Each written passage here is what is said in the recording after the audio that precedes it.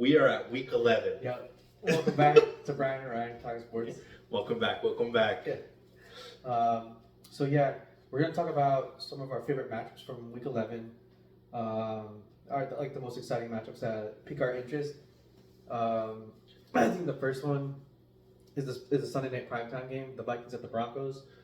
Very unexpected. Yeah. Who would have thought the Broncos would look like a different team the last couple of weeks? The Vikings too. I mean, beginning of the season, they were looking like at the trade deadline they were just gonna sell, like Yes. sell the team and just like start collecting draft picks and start thinking about the future. But they pulled a couple wins together in the past couple weeks. And you got to give a lot of credit to just the Vikings, the whole team, because when Kirk Cousins was having like an MVP kind of season, and when he went out with the Achilles, it was heartbreaking. Yeah. But Dobbs has been playing lights out. Yeah. And he's been playing very well. So it's going to be interesting to see them go to, the Broncos. The Broncos are playing a lot better. Give a lot of credit to the offense. Yeah. Russell Wilson it's like night and day. Yeah. He's not making the crazy like mistakes or like unnecessary, like he doesn't look frantic back in the pocket anymore. I don't know if you noticed it, but like something that I noticed was like he's not frantic in the pocket anymore, and he's making the right decisions with whether it's trying to run for a couple more yards, or just checking it down and not getting the first down, which I'm fine with because you can punt the ball and then eventually your defense will do its job and you get the ball back. Yeah, and especially last week with the Bills, when it was coming to crunch time in the fourth quarter, there was a little bit more comfort, like the more Russell Wilson that we've the Super Bowl champion. Yeah. You know what I mean? And having him with Sean Payton, like his experience and him being such like an offensive guru, that's what you thought would have happened. Yeah. So now that it's kind of beating really good teams, now it's interesting to see the second half where they go. Yeah. Because now they're kind of in the hunt. So yeah, it's one of our exciting matchups for the week. Yeah. I'm very excited. And give a lot of credit to this Vikings organization for bringing in Josh Dobbs. I didn't really think that would have done anything. Like as a Jets fan, dude, who would have thought? Yeah. You know what I mean? And they didn't give anything for the guy. And shout out to him, giving the opportunity and him working hard and getting wins, because wins are hard in the National Football League. Yep. What's your other matchup that you're thinking about? So we also have the Steelers at the Browns. Okay. Huge implications within this division. Very huge. A lot of stuff is going on in this division. Deshaun Watson, starting quarterback, is out for the Browns for the rest of the season. Joe Burrow is out for the Cincinnati Bengals for the rest of the season. You know what? To be honest, I'm not quite convinced that the Ravens are the team either this year. I don't know. The Ravens were pretty dynamic last week. They were. I mean, this on Thursday against the Bengals, who did not have Joe Burrow. I know, but you got to give credit to the defense. Their defense is pretty good. Their defense is good, but the offense is what I'm worried about. Yeah, you're right. The offense is what I'm worried about. Yeah. And the Steelers team, I think they're getting Pat Freiermuth back, their tight end, this week against the Browns. But I don't know. Looking forward, looking at the schedule and everything, I think the Steelers have a very good chance of winning this division. The Steelers, yeah, I do agree that they have a chance. And given the fact that Deshaun Watson's out and Joe Burrow's out, otherwise that wouldn't happen. Yeah, but it's given the circumstances now, and that's heartbreaking. The Joe Burrow kind of news. The one thing with Cleveland is just their defense is so good, and they destroyed. Well, they didn't destroy, but beating a San Francisco offense, that is something to take a note about. Yep. And they've been winning without a subpar performance of their quarterback. So now that they have the I think it's the rookie that they're starting. I'm not too sure his name, but because when they were playing against the Jets, I saw him in the preseason a little bit. Okay. He was running. He's kind of like a Daniel Jones, like running out of the pocket. I'm not sure if that's going to be effective, right? Especially maybe not against a dynamic defense with like the Steelers. Right. But we'll see. It's gonna be a tough matchup for the both of them. You know, because their defenses are so strong. Yeah. I wouldn't be surprised if Dorian Thompson-Robinson. That's his name, right? yeah. Yeah. I wouldn't be surprised if it's a low-scoring game. Yeah. That's what it's. I wouldn't be surprised either. But yes, so many implications. Yeah. I personally, and I do see the Steelers pulling this off, but I can't take the Browns out of Yeah. it because they've proven themselves week in and week out that they're nobody to Yeah. to take advantage of. That's fair. We haven't seen anything from Dorian Thompson-Robinson yet, so we could see Josh Dobbs' performance, or like a Gardner Minshew performance, or something like that. There's been quarterbacks who stepped up and they weren't the original starting quarterback, but they won games for their football teams. Yeah, especially a lot of like Stroud, like with Houston Texans. Like Stroud. all these rookies are coming out of the league and just performing at a fast pace and performing very well. So it's going to be interesting to see. He has a good defense, and as the NFL and the National Football League, when you have a great defense, it's a game changer. Absolutely. And the Browns have a great running game too. Like they already have it intact. I know Chubb is after the season, but I think Kareem Hunt is still a great running back. Jerome Ford is a very nice running very back. good. Yeah. Shout out to him. Yeah. He's been killing it. Yeah. So I think they're very capable as well. But I don't know. I think. But are they going to run against the Steelers? Yeah, like Mike Tomlin's been there before. You know what I mean? Yeah. The coaching experience, like that stuff matters too. And Harbaugh, like he's been there as well, but I don't know. I'm still not trusting this Ravens offense. Not until I see fully like a full game where like Lamar Jackson and all his wide receivers are on the same page. And let's do a little 180. Okay. Kenji Pickett, like Okay, you pick it. Yeah.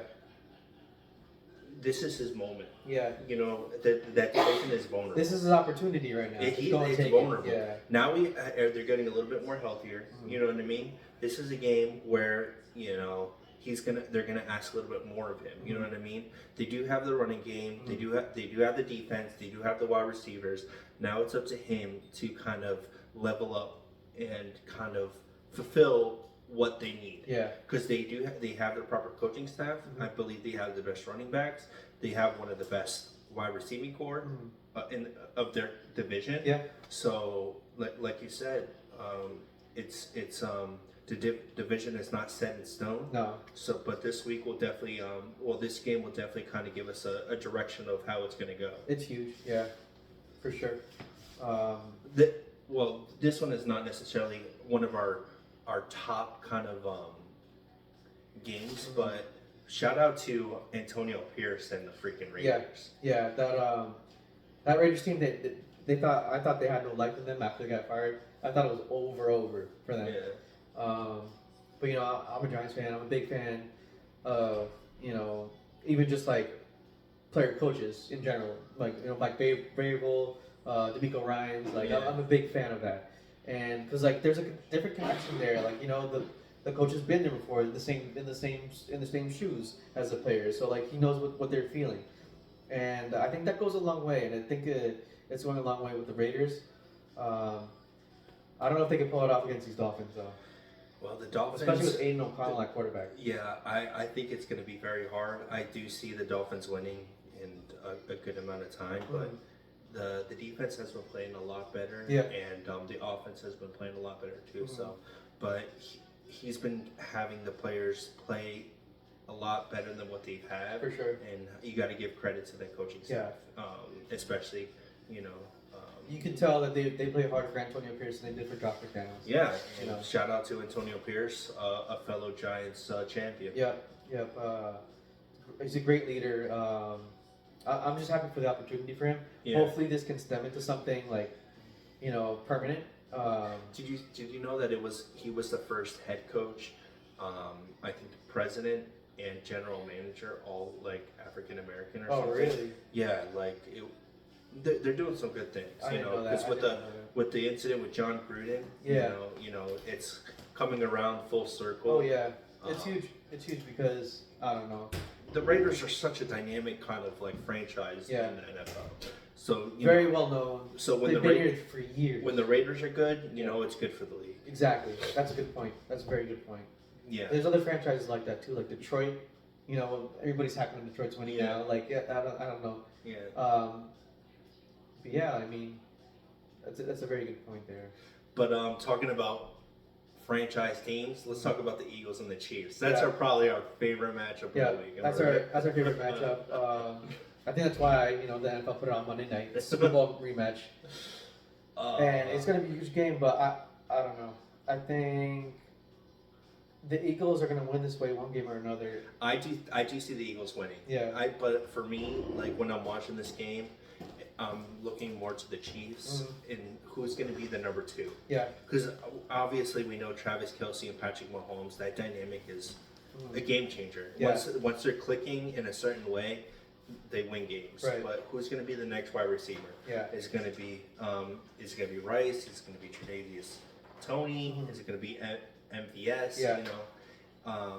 Who is that guy? Because I feel like the last couple weeks it's one, and then maybe a couple weeks after it's the same guy. Yeah. It's never consistent. Yeah. But I think that might be Andy Reid and the coaching staff. They don't want that consistency. Predictability. Yeah. Predictability. Yeah. But it would be nice to know who's the number 1 wide receiver because you never know. Yeah. This season in particular is very crucial for Patrick Mahomes, in my opinion, and his development, because I don't know. We already saw when Kelsey got hurt, he didn't really have a plan B. He didn't really have a set plan B or at least that's not what it seemed like games scheming wise. So if Kelsey doesn't have a big game against the Chiefs this game, I think the Chiefs will lose. But I'm pretty confident in the fact that Andy Reid will get him the ball. But if the Eagles can get pressure, if they can kind of disguise their coverages a little bit, I think there's a chance that they can limit Kelsey to an extent. I don't know. We'll see what the Chiefs offense can do to be creative, because everybody knows that this offense runs through Travis Kelce. Do you think it's going to be a high-scoring game or a low-scoring game? I want to say high, because if whoever's going to be putting up points in the first half, they're going to keep running it up in the second half, because they've been in play. These are playoff teams. They know that they can't keep the foot off the gas. They need to keep the foot on the gas and make sure they win the game. No, I don't think it's going to be a high-scoring game. I think both defenses have little flashbacks of last year. Okay. Yeah. Well, this year I guess with especially the Eagles. Mm-hmm. The Eagles are very good. Yeah. What are they? 8-1. Yeah. That's ridiculous. Mm-hmm. So Chiefs are 7-2. 7-2.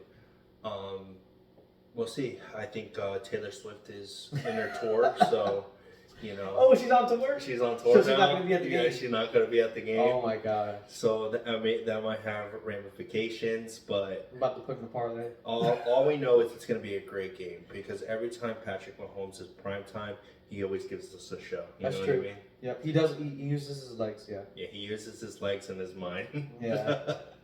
But that is what we're excited about. Actually, we're excited about all the games, but these are just kind of a little bit of highlights of what we're kind of looking towards in next tomorrow. And we're interested in what you guys like to think about. Mm-hmm. I think a lot of games have ramifications for the playoff runs and stuff. Yeah, every week we're getting closer and closer to the postseason, so it's each game's starting to hold more weight. Yeah, absolutely. So we'll see. Thank you for listening to us, and just give us a like. We'd appreciate it. Thank you.